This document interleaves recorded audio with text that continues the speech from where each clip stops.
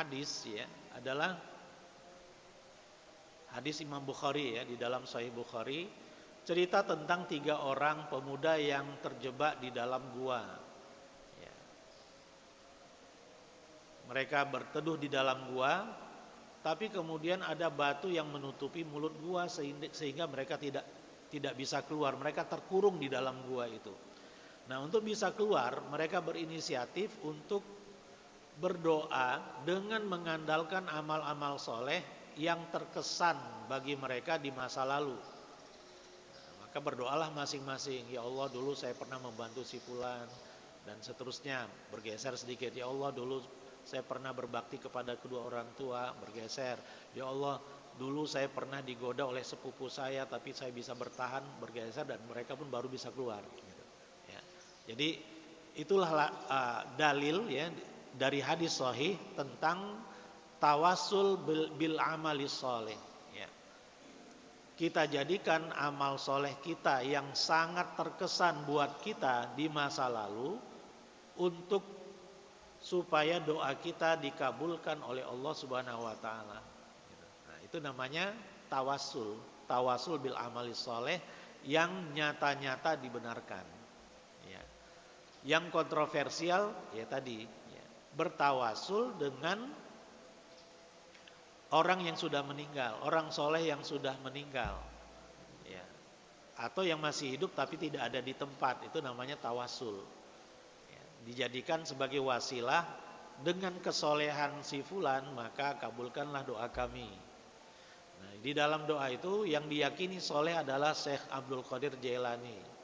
Ya, saya juga merasa belum terjawab kenapa harus Abdul Qadir Al Jailani. Kan orang-orang soleh itu banyak. Orang yang paling soleh setelah Rasulullah SAW adalah Abu Bakar Siddiq, Umar bin Khattab, Utsman bin Affan, Ali bin Abi Thalib radhiyallahu anhuma. Ini udah fix gitu. Ini bagian dari akidah kita. Ya, manusia yang paling mulia setelah Rasulullah siapa? Abu Bakar, Umar, Utsman, Ali. Ini nggak bisa diotak-atik. Kenapa nggak tawasulnya bukan ke Abu Bakar? Kalau tawasul ke Rasul ada, ya Rabbi bil Mustafa balik maqasidana, itu tawasul kepada Rasulullah al Mustafa. Tapi yang bertawasul kepada Abu Bakar, kepada Umar, kepada Utsman, kepada Ali itu jarang-jarang atau malah nggak pernah. Kok malah Abdul Qadir Jailani? Nah, ini saya jawabannya belum dapat ini. Kenapa harus beliau gitu? Kenapa harus Abdul Qadir Jailani? Kan orang soleh banyak, ya, gitu. Jadi ini masalahnya masalah khilafiyah. Ya. Hanya saja satu catatan, ketika ada yang mengatakan ziarah-ziarah yang biasa dilakukan oleh masyarakat kita ke Banten, ke Kudus, ya, macam-macam lah ya. Nah, itu dalam rangka ziarah, amalan yang mereka lakukan di kuburan itu apa? Tawasul, katanya. Ya. Tapi kenyataan di lapangan bukan tawasul kebanyakan. Syirik, ya, mereka minta-minta ke kuburan, itu syirik, itu nggak la khilaf di situ, nggak ada perdebatan, nggak ada perbedaan pendapat di situ. Minta-minta kepada sesuatu selain Allah itu syirik. Ya. Kalau tawasul itu ya Allah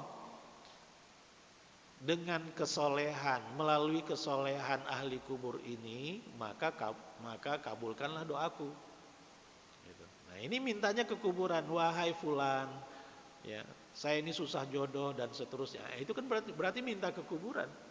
Jadi kenyataannya di lapangan itu tidak seperti penjelasan ulama-ulama yang meyakini tawasul kepada orang-orang soleh. Nah, jadi masalahnya itu sebenarnya, ya. Jadi wallahu alam ini apakah ini sudah didakwahi mereka-mereka yang ada di areal-areal pekuburan itu supaya tidak menyimpang, atau malah ada yang mengambil keuntungan gitu ya dari kunjungan ziarah ya masyarakat ke tempat-tempat yang seperti itu. Karena memang saya belum pernah memang ya, tapi dari cerita orang-orang yang pernah berkunjung ya, ke kuburan-kuburan yang biasa diziarahi, memang itulah yang berlaku.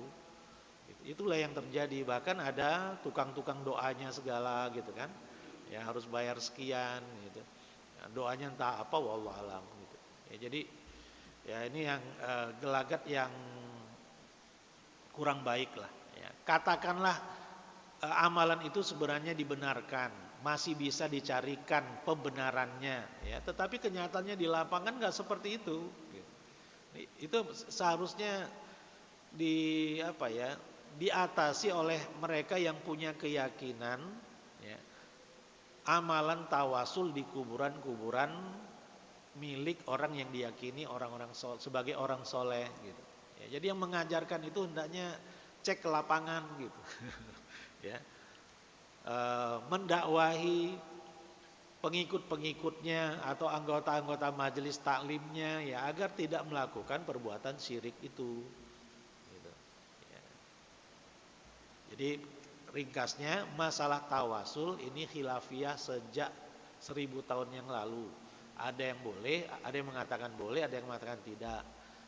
Ya, cuma kenyataannya di lapangan bukan tawasul. Gitu. Ya, jadi kita tidak bisa membenarkan, tidak bisa orang-orang yang biasa mengamalkan perbuatan syirik itu membentengi dirinya ya dengan tawasul gitu. Ini kami kan tawasul ini. Itu bukan tawasul kalau tujuannya adalah kuburan itu bukan tawasul. Nah, satu hal lagi yang mirip-mirip dengan ulasan ini sesuai dengan ayat iyyaka na'budu wa iyyaka nasta'in, berarti kita hanya memohon kepada Allah. Nah, di lapangan atau dalam kenyataan di masyarakat kita tidak sedikit yang minta syafaat. Kalau kita minta syafaat Rasulullah itu kepada siapa? Boleh enggak kita mintanya ke Rasulullah? Ya Rasulullah, berikanlah kami syafaatmu. Boleh enggak itu? Enggak boleh. Tempat arah doa kita adalah Allah. Ya Allah, berilah kami syafaat nabimu. Ya.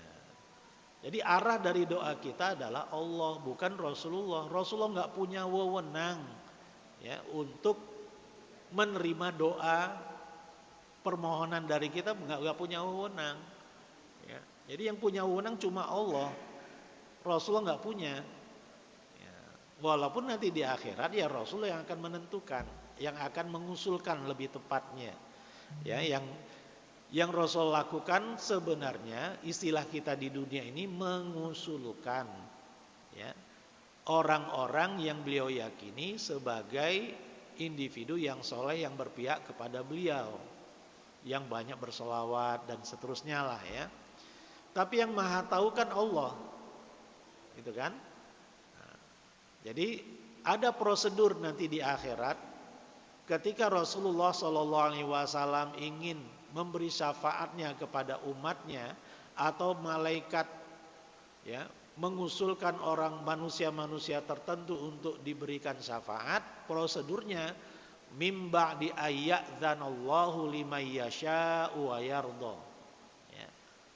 Jadi setelah ada izin dari Allah kepada siapa yang dikehendakinya dan Allah meridhoinya, barulah dieksekusi. Oh ya udah ini diluluskan syafaatnya.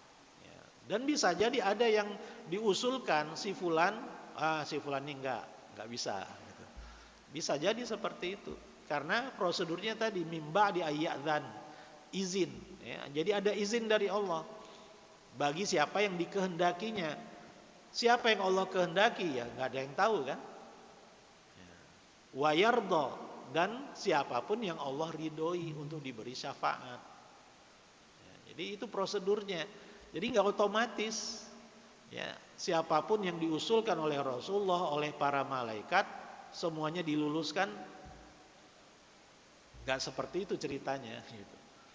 Karena ayat tadi ada di dua tempat ya, salah satunya itu izin dan ridho, itu prosedurnya ya, dan semuanya merupakan hak prerogatif Allah Subhanahu wa taala ya.